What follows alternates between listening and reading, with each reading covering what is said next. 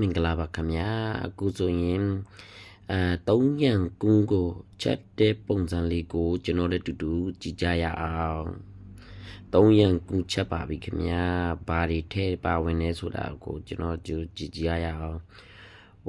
သူရဲ့အရသာလေးတွေထဲတာပေါ့ဒါကgood oh my god wow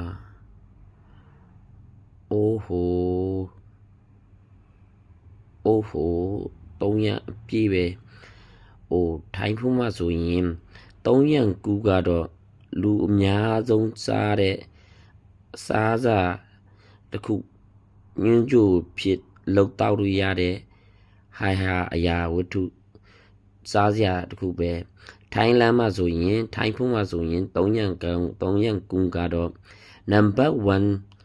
မှာပါဝင်ပါတယ်ခင်ဗျာ3ရန်ကူကတော့အရန်ရတာစီမဲ့ပုံစံပဲ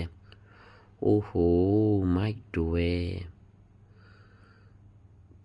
3ရန်တအိုးနဲတဲ့အိုးမဟုတ်ပါဘူး3ရန်ပြီးပါပြီခင်ဗျာအခုဆိုရင်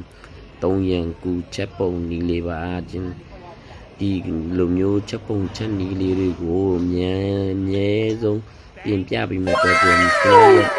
Facebook လေးကိုလည်း like ရဲ့ share လေးလုပ်ပေးကြပါဦးလို့ကျွန်တော်ရမလီဝန်ချိုင်းအကောက်လေးကို like ရဲ့ share လေးလုပ်ပေးကြပါလို့အားလုံးကိုမေတ္တာရမခံပါတယ်ခင်ဗျာ3ရန်ကူ3ရန်ကူနံပါတ်1 yeah ကိုပြီးပါပြီဗျာ3ရန်ကူ